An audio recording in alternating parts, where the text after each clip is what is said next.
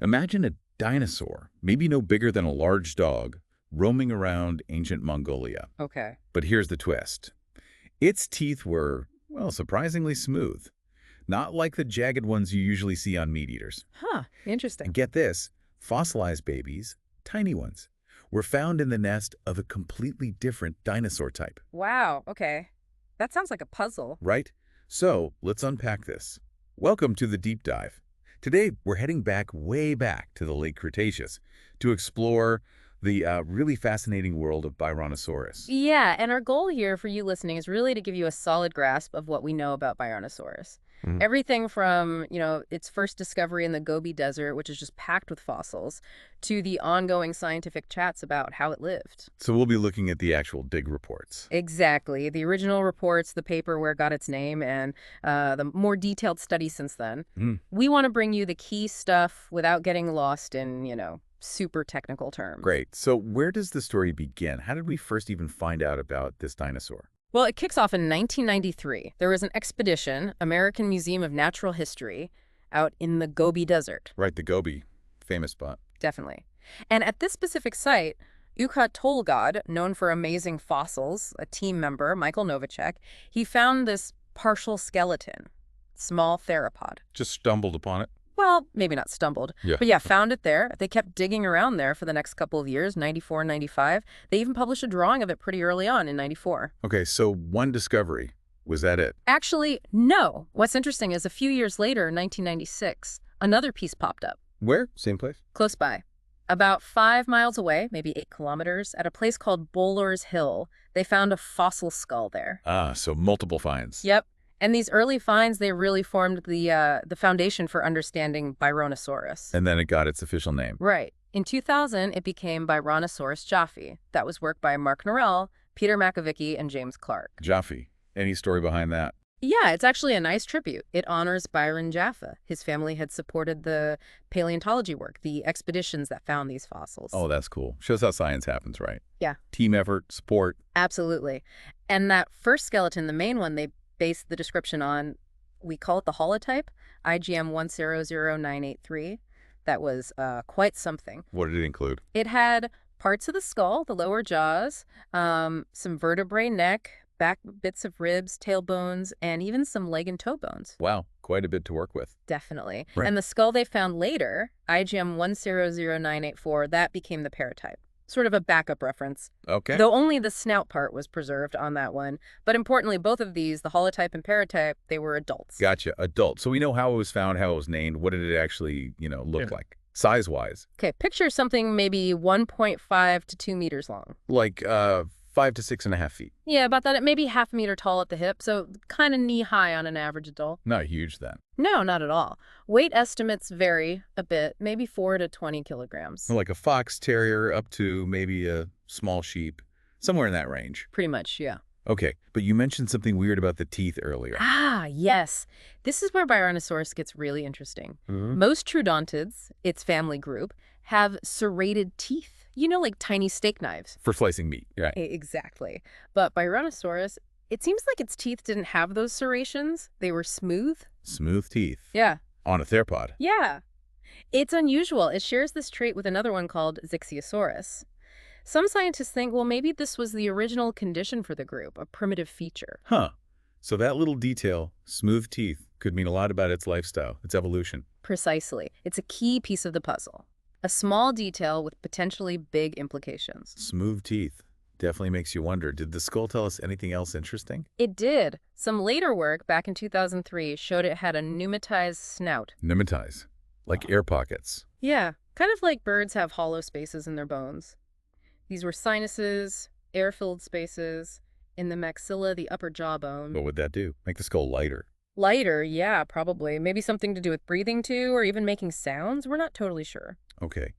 And what about those baby ones you mentioned at the start? The ones found in the weird nest. Did their skulls show anything unique? They did. These were tiny, tiny skulls, remember? And researchers looking at them noted some subtle things, like a buccal maxillary groove and a recessed interfenestral bar. Just specific little details of the bone structure in those juveniles found at Uka Tolgod. Which brings us to this this mix-up, right, with the baby skulls. Yeah, it's a bit of a paleontological mystery. So back in 2009, there were these two tiny skulls, really small, Oh, small. like 22 to 25 centimeters long, tiny. And they're first identified as baby velociraptors. It's big from Jurassic Park. The very same. But closer look, and paleontologists decided, no, these look more like juvenile Byronosaurus. Okay, so case closed. They were baby Byronosaurus. Well, not quite. The plot, as they say, thickens. Oh. In 2017, another team of researchers re-examined these little skulls, and they basically said, hang on a minute. What was the issue? Teeth again? They counted the teeth in the upper jaws of these baby skulls and compared them to the adult Byronosaurus skulls. Different number. Different number, yeah. Based on that, they argued these juveniles probably aren't Byronosaurus after all. Seriously. So what are they then? They suggested they might be closer to another Troodontid, one called Almas uka. Huh.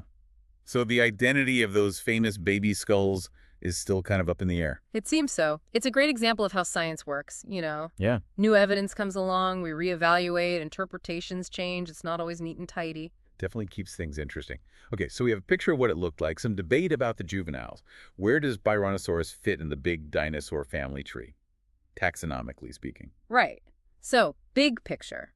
It's a eukaryote, an animal, a chordate, all the way down to Dinosauria. Okay, standard stuff. Then it's a Saurischian, one of the lizard-hip dinosaurs.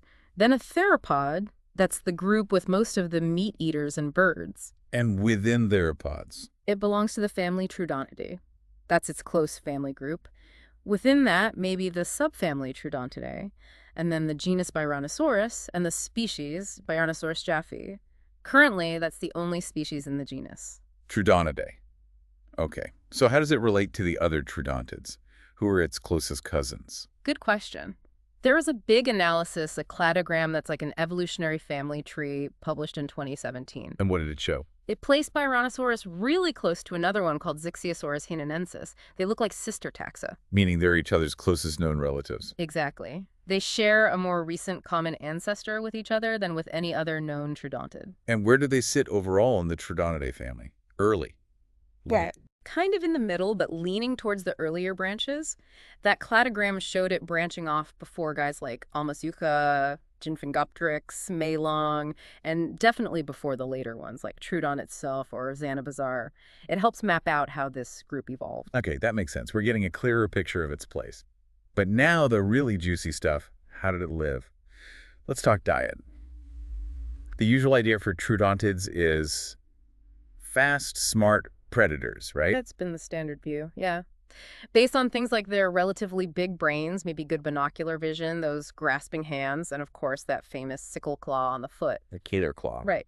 But back in 1998, Thomas Holtz and some colleagues threw a curveball. How so? They look really closely at the tooth serrations in Troodontids, and they noticed they weren't quite like typical meat-slicing serrations. They were bigger, more widely spaced. Like, what did that remind them of? More like the teeth of some plant-eating dinosaurs or even some modern plant-eating lizards. Whoa. So they suggested. They suggested, well, maybe some Troodontids weren't pure carnivores. Maybe they were herbivores, or maybe omnivores eating plants, insects, whatever. Just based on the teeth. Mostly, but they also pointed out that things we think of as predator tools, like sharp claws, you find those in herbivores and omnivores too sometimes.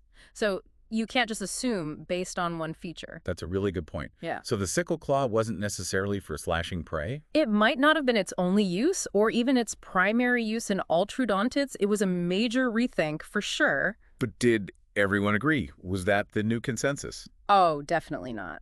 The debate heated up. In 2001, Philip Curry and Dong Ziming pushed back. What was their argument? They said, look, the overall skeleton, the whole body plan of a Troodontid still screams predator. And the teeth, yeah, maybe the serrations are a bit different, but they're still sharp, they're curved. Some even seem to have blood grooves. Blood grooves. Yeah, little channels on the tooth. You see those in carnivores, not usually herbivores. So they argued the anatomy was still consistent with eating meat. Okay, so the debate rages on. And Byronosaurus, with its smooth teeth, Where does that fit? Ah, no, that's the crucial question, isn't it? Because if the serrations were weird, having no serrations is even weirder for this group. Right.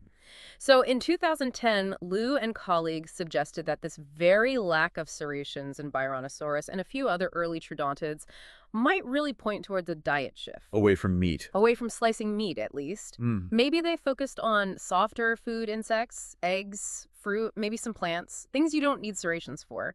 So perhaps herbivorous or omnivorous. Byronosaurus's smooth teeth are like exhibit A in this dietary debate. It really sounds like those teeth are key to understanding this whole group's feeding habits. Absolutely. And building on that, Christoph Hendricks and his team proposed a broader idea in 2015. Okay.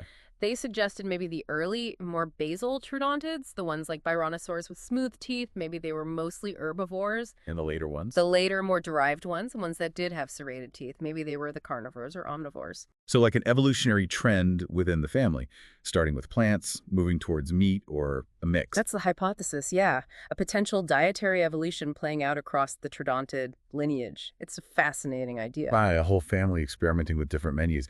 Okay, diet is complex. What about family life, reproduction? This brings us back to those baby skulls in the wrong nest. Yes, exactly. This is easily one of the weirdest, most intriguing parts of the Byronosaurus story. So 1994, Mark Norell's team, again, they find these two tiny Byronosaurus skulls. Like just hatched or still in the egg. Yeah, perinates, that's the term. So basically newborns or maybe even pre-hatch.